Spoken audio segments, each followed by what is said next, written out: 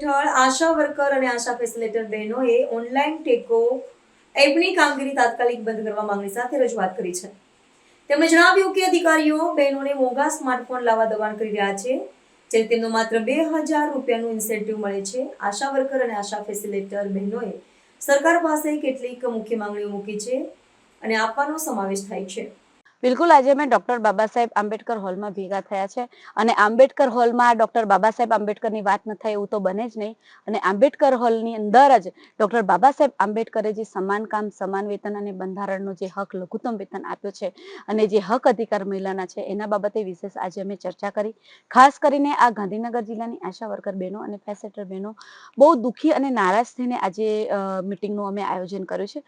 મુદ્દો એવો અમારે આવીને ઊભો છે, એક પીડા છે બહેનોની કે ગુજરાત સરકારે ટેકોની કામગીરી ઓનલાઈન કરવા માટેનું એક ફરમાન કર્યું છે અને પીએસસી લેવલથી બહેનોને દબાણ કરવામાં આવ્યું છે કે વ્યાજે પૈસા લાવીને પણ તમે મોબાઈલ લાવો।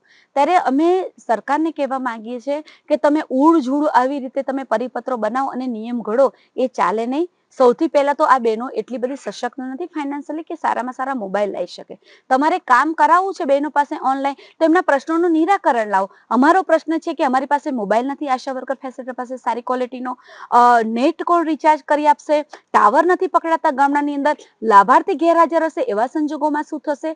તો આ બધા પ્રશ્નોનું સરકાર નિરાકરણ લાવે। અને બીજું કે તમારે આટલું બધું કામ કરાવડાવવું છે આશા વર્કર ફેસિલિટેટર બહેનો પાસે, સરકાર સારી રીતે જાણે છે કે આરોગ્ય વિભાગનો આ બહેનો પાયો છે, સરકારની બધી યોજનાઓ જન જન સુધી પહોંચાડે છે, પણ તમે ઇન્સેન્ટિવ આપી અને શોષણ કરો છો એ ખરેખર ગેરબંધારણીય છે। તો હવે બહુ થયું શોષણ, હવે તમે ખમ્મા કરો અને આ ઇન્સેન્ટિવ જેવી શોષણભરી પ્રથા છે એને રદ કરો અને ફિક્સ પગાર બહેનોને આપો। હાઈકોર્ટની અંદર આંગણવાડી બહેનો લડ્યા અને હાઈકોર્ટે પણ કહી દીધું કે 24,800 બહેનોને પગાર મળવો જોઈએ। તો આપ મીડિયાના માધ્યમથી સરકારશ્રીને હું જણાવવા માંગુ છું કે કદાચ તમને ખબર નહીં હોય તો તમે જરા તપાસી લો તમારી યોજનાઓ કે તમે શું શું કરાઈ રહ્યા છો બહેનો પાસે। આંગણવાડી બહેનો જેવું જ અને એમના કરતા પણ અઘરું કામ ફિલ્ડનું ઘરે ઘરે જઈને આશા વર્કર ફેસિલિટેટર બહેનો કરે છે। તો આ લોકશાહીની અંદર તમે નારી સશક્તિકરણની વાતો ને દાવાઓ તમે પોસ્ટર અને બેનરોમાં કરો, એ શોભતા નથી। સાચા અર્થમાં નારીનું જે સશક્તિકરણ કરવું છે તો તમે આ બહેનોને એમનો હક આપો। અત્યારે પરમ દિવસે જ માન્ય યશસ્વી વડાપ્રધાન મોદી સાહેબનો જન્મદિવસ છે ગયો અને એ જન્મદિવસ નિમિત્તે ગુજરાત સરકાર અઠવાડિયા સુધી નારી સશક્ત કરવા અને બીજા ઘણા કામો લીધા છે અને તમે કરી રહ્યા છો। તો તમારે ખરેખર સાચા અર્થમાં મોદી સાહેબનો જન્મદિવસ ઉજવવો છે, એમને જન્મદિવસની ભેટ આપી છે, તો તમે આ ભેટ આપો કે આ નારીઓને સશક્ત કરો, આર્થિક રીતે મજબૂત કરો।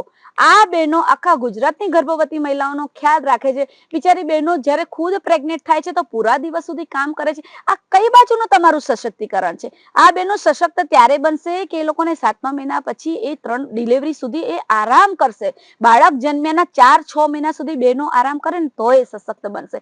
એટલે તમારી અંદર ભલે તમે પુરુષ છો, રાજ તમે કરી રહ્યા છો, પરંતુ તમારે ઘરમાં પણ માં કે બહેન હોઈ શકે છે। તો તમે સ્ત્રીની વેદનાને સમજો અને અમારી માંગ છે કે તમે એને મેટર્નિટી લીવ આપો, તમે એને લઘુત્તમ વેતન આપો, તમે એને સમાન કામ સમાન વેતન આપો અને ઇન્સેન્ટિવ આપો। આ કઈ એવી માંગણીઓ છે કે તમે સંતોષી ન શકો? અમે કઈ તમને એવું નથી કહેતા કે અમને ચાંદ સિતારા આપો, પરંતુ બહેનો જે કામ કરી રહી છે, જેમનો હક છે, એમના બાળકોનું ભવિષ્ય સવારવા માટે જે લઘુત્તમ વેતન છે એ આપો, એ અમારી વિનંતી છે। બાકી આજે અમારી બેઠક થઈ છે જ, અમે નારી શક્તિ છીએ। જો અમારી વાતને ગંભીરતાથી લેવામાં નહીં આવે તો આગળના સમયમાં ગુજરાતની અંદર, આ જ ગાંધીનગરની અંદર આખી ગુજરાતની હજારો આશા વર્કર બહેનો ઉમટી અને પોતાના અધિકારનો અવાજ બુલંદ કરશે।